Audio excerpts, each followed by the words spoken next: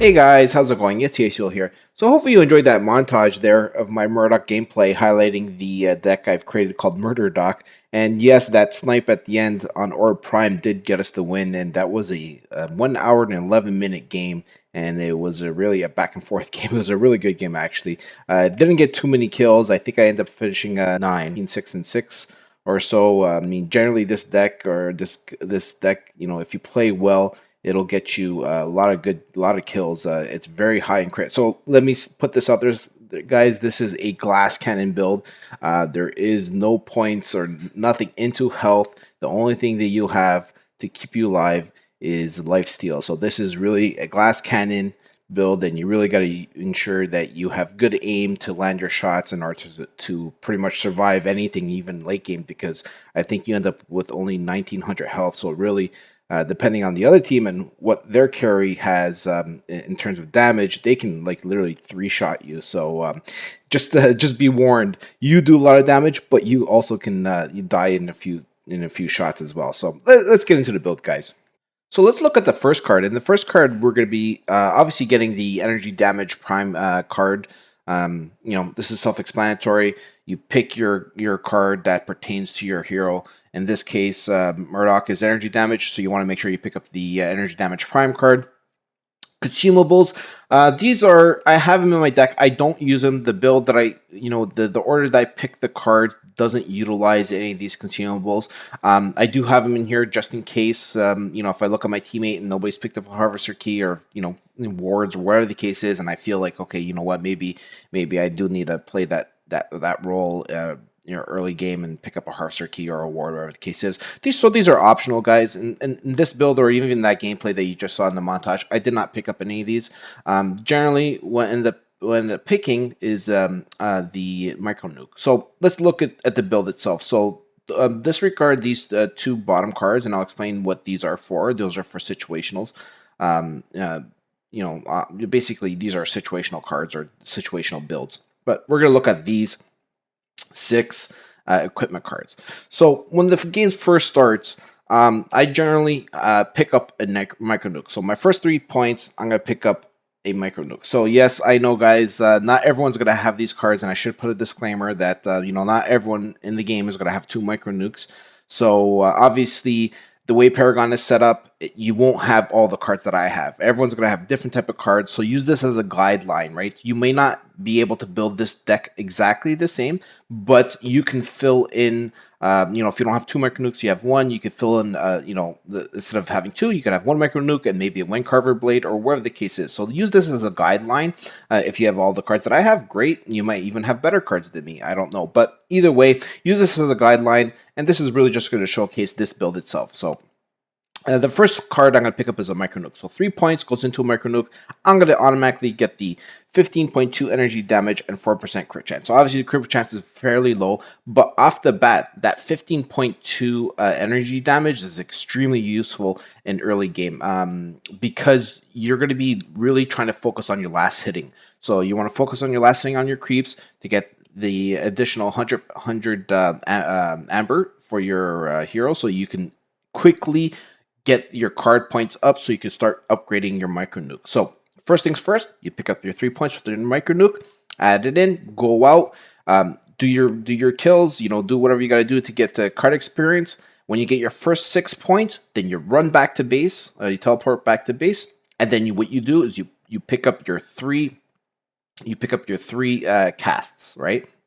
So you're going to get the 1, 2, 3. So that's your 6 points right there. So right away, you're going to automatically get a fully upgraded micro nuke. So you'll have 15.2 energy damage and then another 7.6 energy damage and plus a 4% crit chance. So you will randomly crit. You only got 4%. So it's fairly, you're not going to be critting a lot early game. But hey, if it comes off, if you do crit, you're going to do additional bonus damage, 200%, which is good.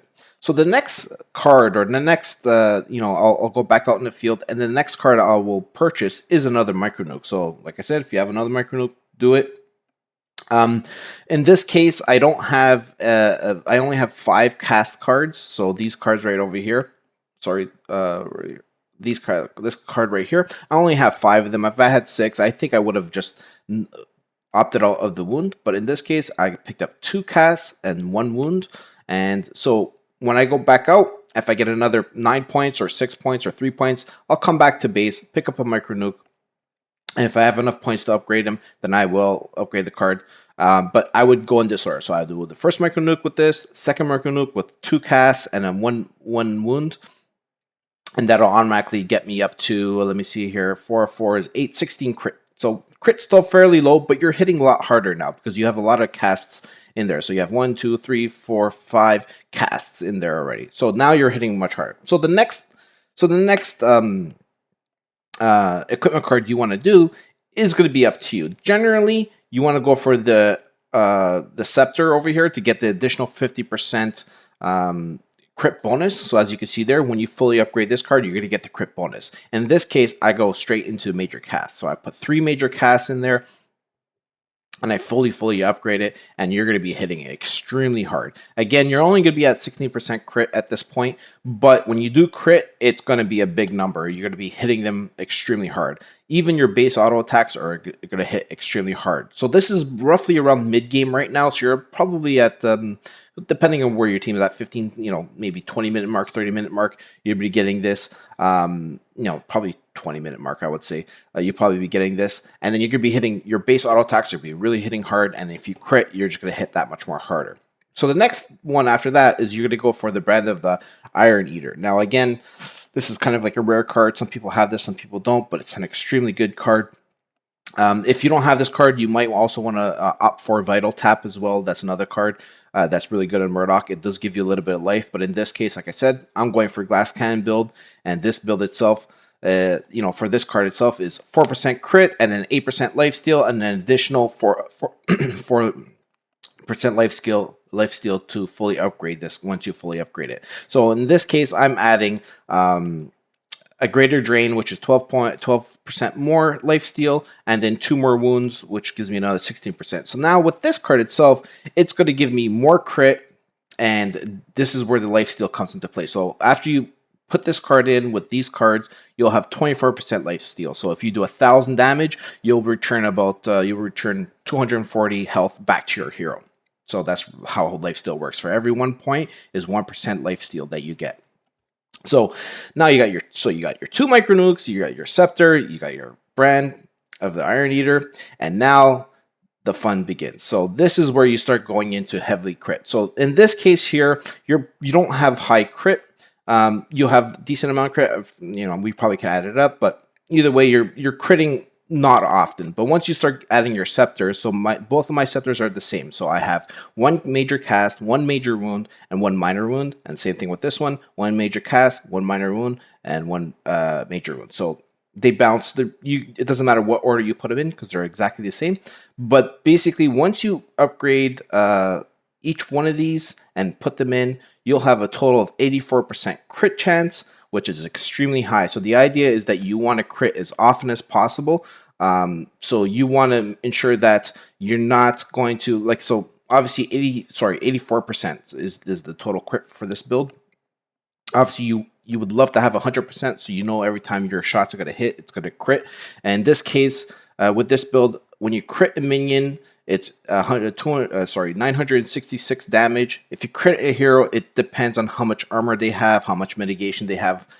So it could vary, as you've seen in the montage. It'll vary between hero from hero.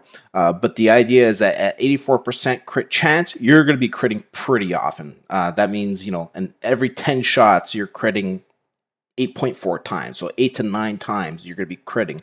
So you're pretty much reliably going to be critting and hitting hard every single time. And with the life steal, you're going to be returning 24% of that 900 plus damage back to your hero to pretty much keep you alive.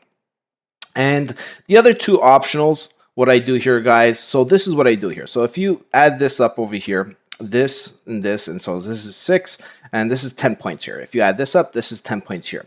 So what I did here, guys, is depending on the other team composition, if I'm struggling late game or whatever the case is, or my team is not doing too well and we're behind, I may opt for a tempered plate or a turn barrier, right? And these are basically ways to mitigate the incoming damage. So say the other team has a Murdock and we're really behind, but that Murdock is kind of like, doing heavy amount of damage mid game. I might just automatically pick this up, right? Like mid game and not get a scepter right away. So I might get 2 Micro Nukes, an Iron Eater, and this scepter. And then instead of going into a crit, I'll go into a turn barrier, so that I can start mitigating the damage. So if that Murdock is well ahead of me, I might want to start mitigating the damage. And you know what? I'll start like one-on-ones. I may potentially win now because now I have that much more mitigation against that Murdock, and it could turn the tide. So if I do turn the tide, then near end game, I could burn this or like pretty much discard this and go into my crit build afterwards, or keep it, whatever the case is. But the idea is to have options. So same thing with Temper Plate. If there was a Twin Blast of the other team doing that much physical damage, I might want to just not go into a scepter right away and go into a Tempered Plate and get that mitigation up front, and then discard it near end game, or even keep it depending on the situation. So hopefully that helped you out, guys. So that's pretty much the build in a nutshell, and hopefully it works.